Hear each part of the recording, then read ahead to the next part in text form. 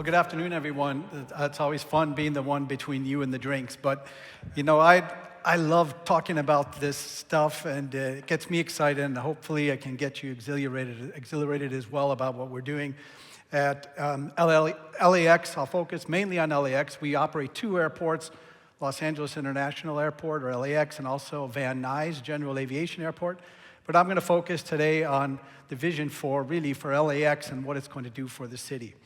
And the vision really is very simple. It's to make LAX a world-class airport as we welcome the world for many events, including the 2028 Olympics, but we also have the World Cup in 2026. We may get another Super Bowl in between there, and we have several other events that are going to be coming to Los Angeles, as Los Angeles becomes a focal point for many activities throughout the country and throughout the world for that matter. So we're very excited about that vision. But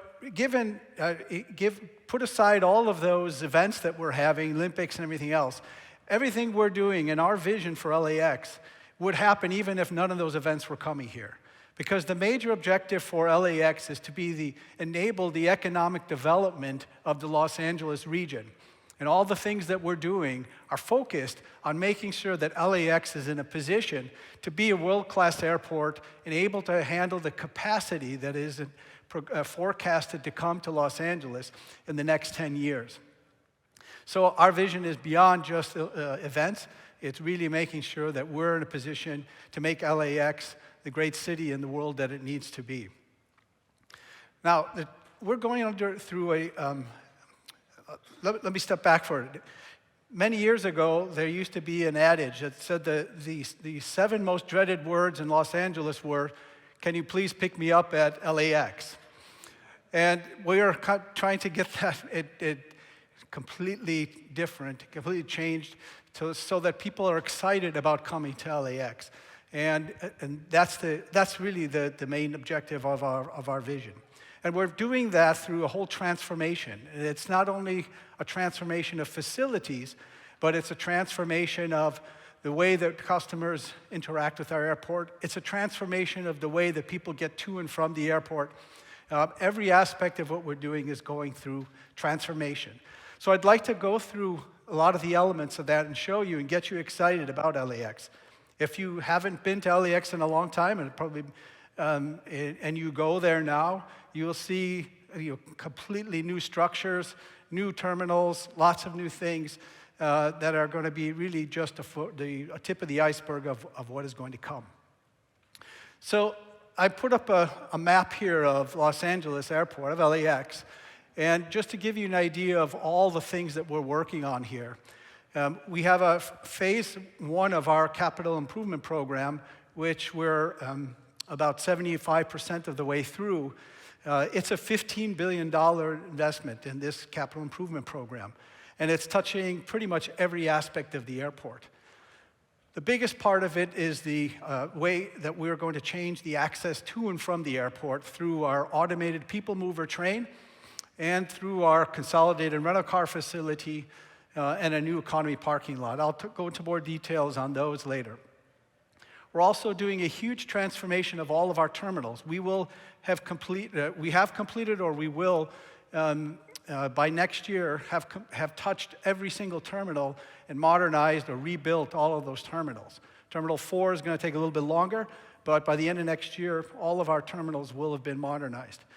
We have a new power receiving station coming in to help us get better power reliability. We built a brand new satellite concourse that's an extension of our international terminal. We built a new police facility.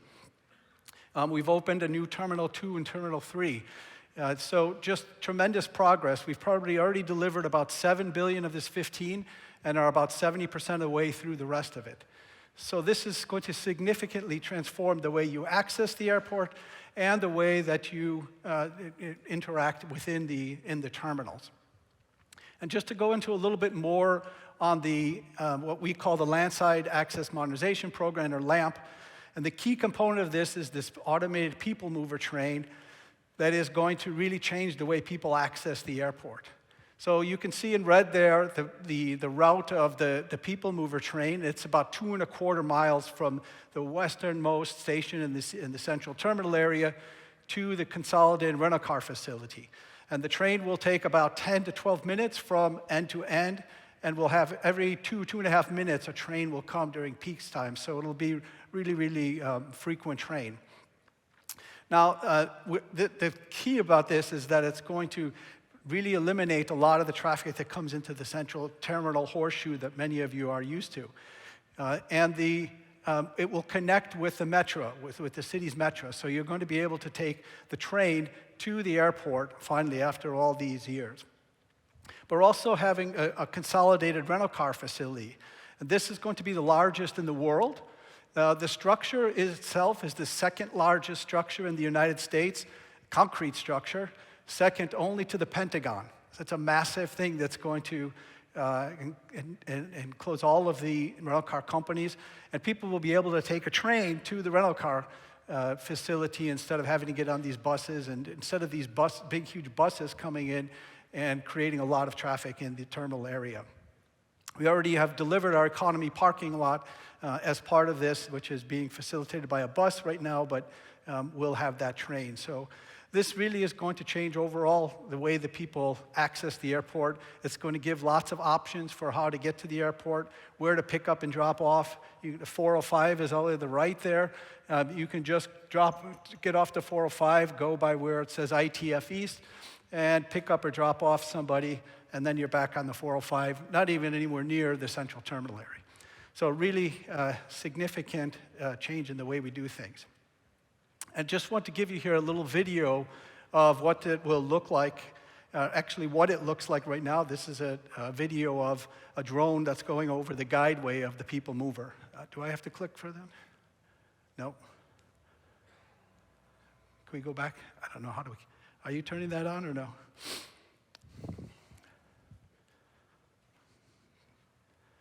Anyway, it's a really cool video.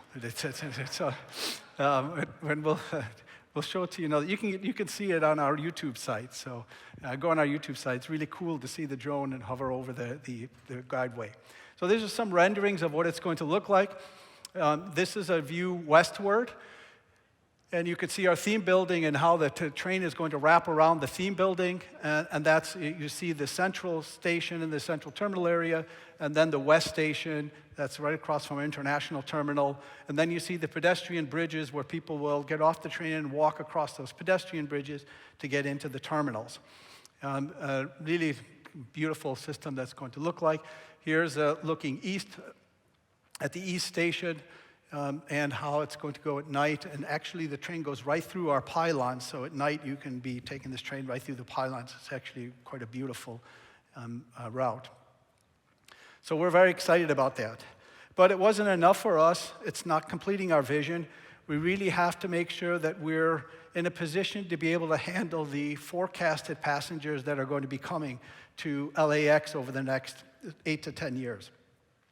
We had, prior to the pandemic, we had 88 million passengers coming through LAX. We were the third largest from a passenger perspective.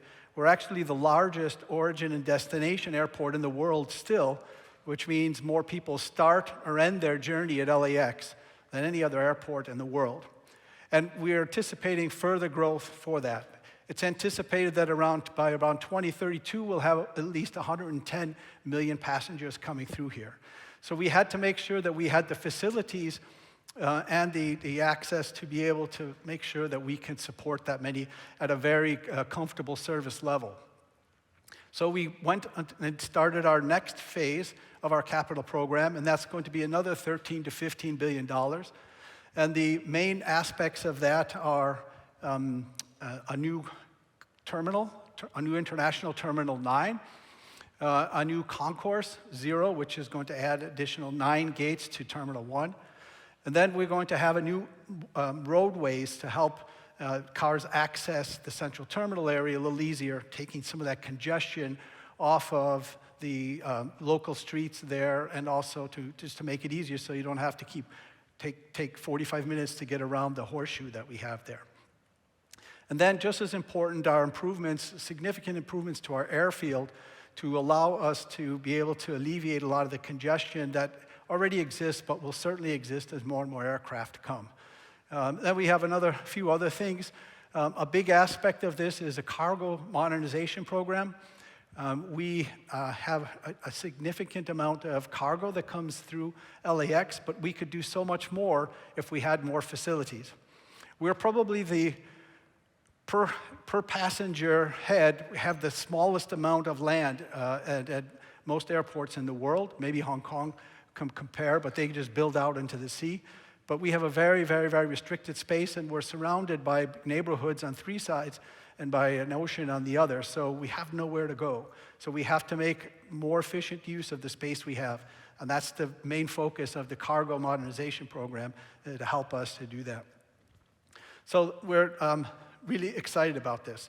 And I talk about the airfield and terminal modernization project, and that's these 4 main projects that are part of this, this phase 2. As I say, the concourse, the new terminal, new roadway system, and the airfield enhancements. So really lots of work that we're doing in order to transform our facilities at LAX.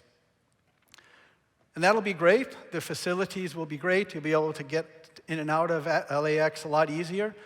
But we also need to make sure that you have a good experience as a customer while you're at our airport.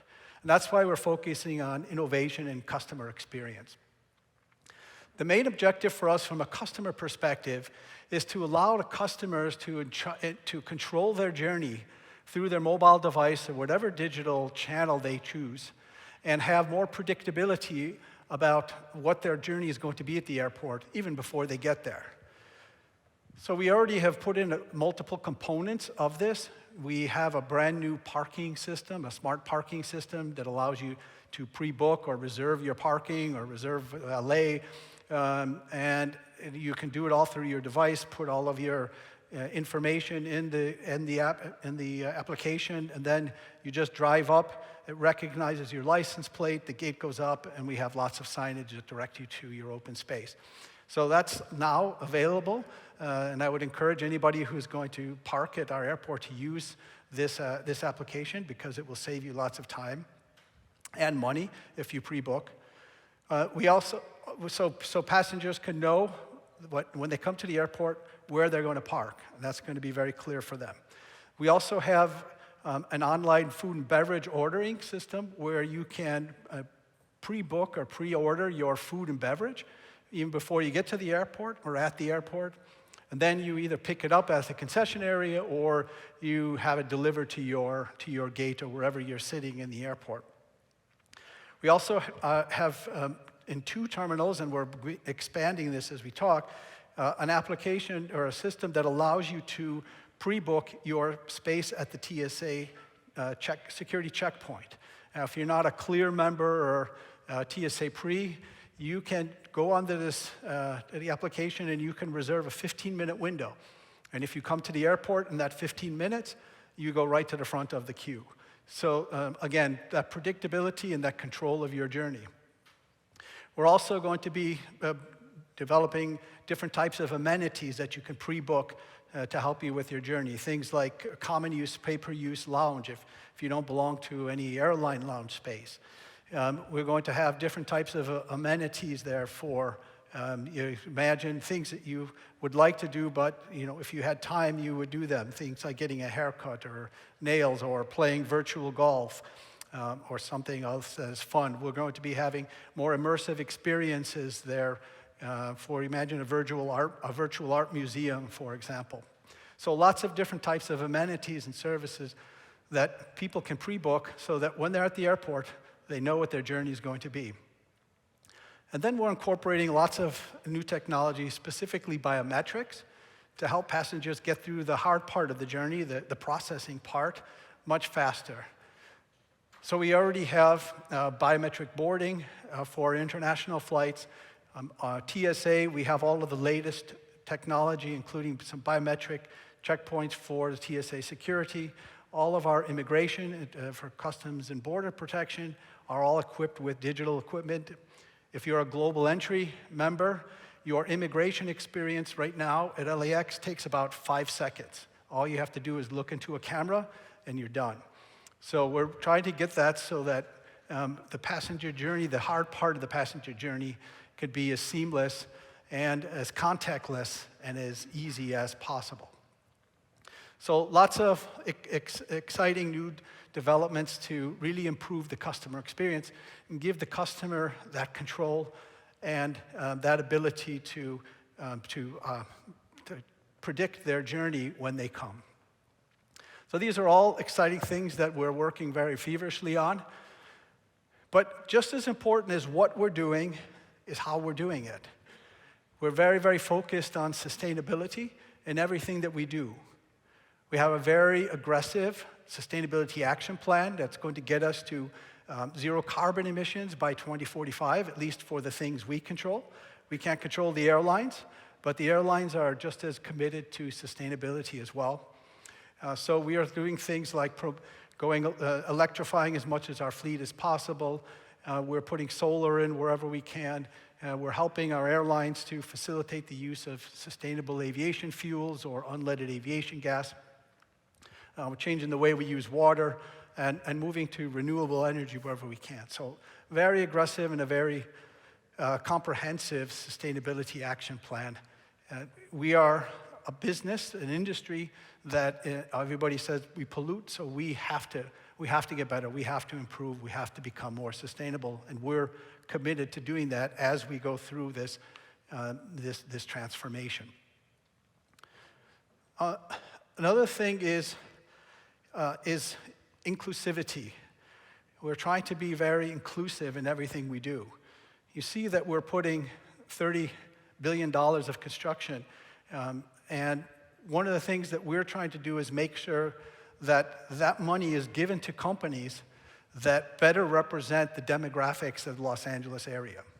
So we have lots of programs in place as we're procuring all this work to make sure that we have the ability to be able to get those jobs to and those contracts to companies, small and local businesses, minority businesses, and make sure that there are teeth around those and we're picking those companies who have the best programs to either meet or exceed the goals that we set for this.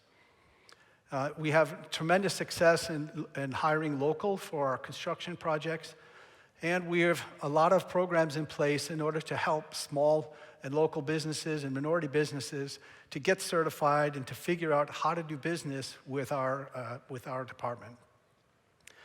We're also working on workforce development. We have this program called Hire LAX. It's an apprenticeship program. That's my favorite program. I think everybody always asks me what's my favorite part of my job. And without any hesitation, I say going to the graduation of Hire LAX people. This is a program that takes people who otherwise would have very difficult time getting into the workforce, either because they have experience with the criminal justice system, or they're homeless, or they have other problems with their families, or education. And it gives them an opportunity to take an 8-week course. And at the end of that 8 weeks, they become an apprentice in a construction program. And we have all of the contractors that not only work at LAX, but that work around the city come in and take these people in as soon as they finish.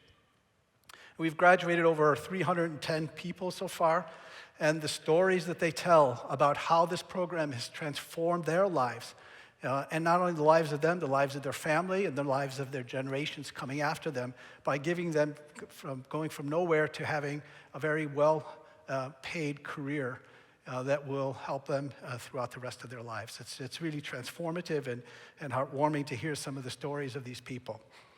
And these are the types of programs that are very important for us, and we're going to continue to transform because it's part of our vision. Our vision is not only to be the world-class airport, but it's also to be a responsible neighbor and a sustainable entity. So all these programs that we do are just as important as what we're doing. So it's quite an ambitious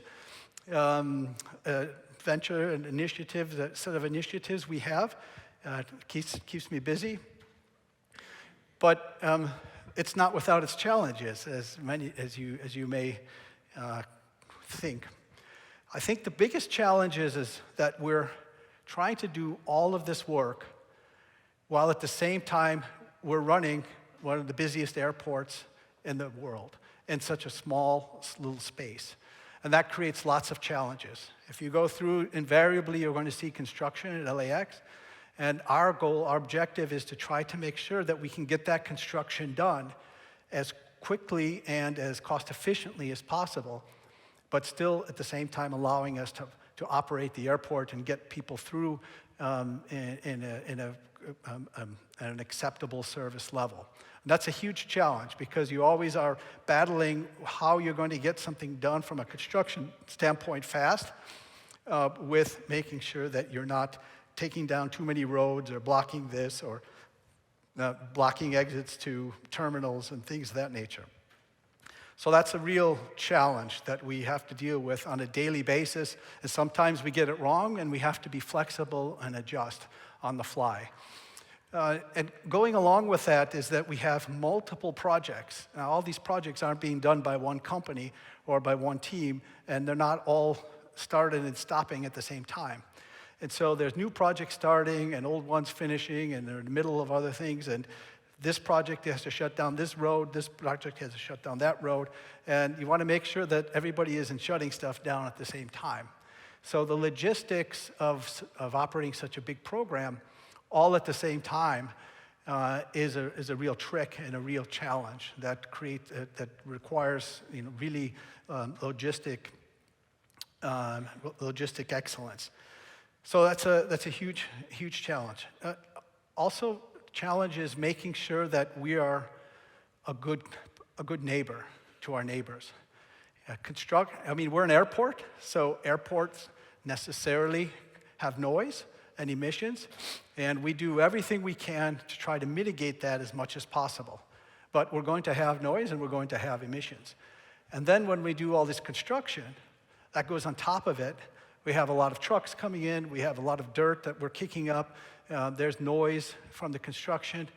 And so it's very important that we make sure that we're doing that in a manner that is less impactful as possible to our neighbors. And to make sure that we are a good neighbor, and we've spent a lot of time making sure that we are that. From an innovation standpoint, in order to do something like this, you have to think innovatively about every single aspect of the business, not only in implementing this, but in also the way we just operate our business. And we've challenged ourselves over the last years to really go from a slow follower of new technology to sometimes on the bleeding edge and certainly on the leading edge in everything that we try to do. Now, it's difficult for a municipal organization, which we are. We're a department of the city of Los Angeles, and with all the things that go along with that. So to change a culture like that in a fast amount of time is a challenge. But we've done it. We've gone a long way, and you see many of the innovative solutions that we're putting in place, and we'll continue to strive for different ways and new ways to do things. We have a long way to go yet, but we've made significant progress there, and you'll continue to see that we are at the forefront of innovation in U.S. airports. Then there's question of lessons learned. It was asked to talk about what are the important leadership lessons that you've learned or that we implement in doing this type of a program. I started in this role on January 1st, 2020. And 2 weeks later, I was worried about how we were going to be screening passengers from China for the COVID-19 virus. So that crisis, which was a crisis that is unparalleled in aviation history, it made 9/11 look like a paper cut. It was significantly impactful, as it was to all of you and all of your businesses as well. But to the airport, we went from 88 million passengers to being only 5% of that, and within less than 2 months. and the full impacts of that, and trying to continue to do a $15 billion program, now a $30 billion program, in the midst of a pandemic like that, it created a lot of need for us to change the way we lead the airport. And many of those things that we did during the pandemic, we realized how important they are and how helpful they are even beyond the pandemic, and we continue with many of those practices that we learned through the pandemic. So we flexed we built up some muscles, and we made sure that we, continue to work them so that we don't lose those muscles, and we try to strengthen them even more. And what are the big things? The biggest thing for us was communication. Over-communicating in every way with all of our stakeholders, all of our airlines, all of our concession workers, all of our employees, anybody that was, all of our federal partners, anybody we can communicate with. We were having weekly calls with all of these entities because there was no playbook for going through this pandemic. We had to figure it out, and we had to figure it out together. And through that communication, and the second most important, collaboration, we were able to work our way through it. And we learned that close communication and collaboration is really, really beneficial to us. So we continue to do that. And when you're doing a program like this, it's really, really important that everybody knows what's going on and that you're getting input from everybody involved, because whatever we do, it impacts everybody at the airport. So we need to make sure that we're having that communication, having that collaboration. And the other one is, just goes with part of that, is transparency. We have to be transparent. We have to tell people what is happening and be open and honest with them. Because if you try to hide something, you're going to have problems. Then people are going to come after you because they don't know what's going on, and they're going to make up their own stories. It was critical during the pandemic, especially with our employees, to let them know what the truth was every day. I was writing or sending or making everyday messages to our teams and to our stakeholders and our partners what was going on, so that people couldn't make up their own stories. Everybody knew what was happening. Everybody's on the same page. From an organizational standpoint within our own organization, the key to this type of a program is cross-functional work. Imagine trying to do something of this nature in a siloed organization. It would be impossible. And so it was very important that we as an organization and all the executive team did everything together so that everybody knew what was happening with the other person. And when somebody said they want to do something, everybody else could immediately react and say, oh, but that's going to impact this, and what about this, and what about that?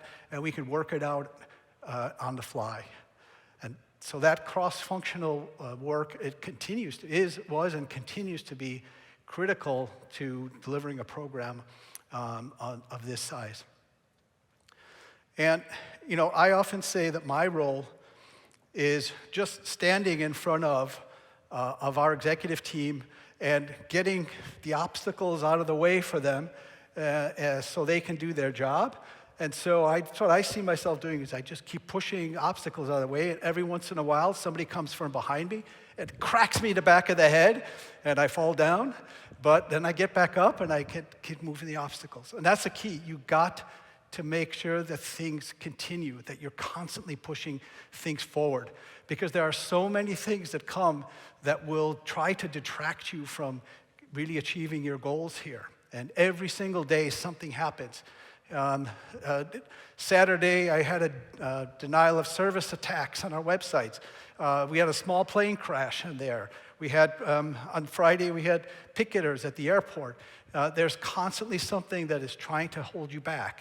And you just got to make sure that you deal with them and allow yourself to continue to move forward. Because it's critical, because if you let any of those things hold you back, everything starts to pull you down, and you can't make progress. You got to keep making progress and pushing forward and doing the best you can. So I hope that you're excited about LAX and what's coming to LAX. And truly, we are building a new airport. If you come to the airport in 2 years, at the end of next year, it will be a completely different airport, and it'll be one that will be fun. It's a great airport now, but it'll be even better at the end of next year, and then as we build onto that. So we're really getting our airport in place to welcome the world and to be that economic engine for this region. So thanks for listening to me today. I hope you enjoyed.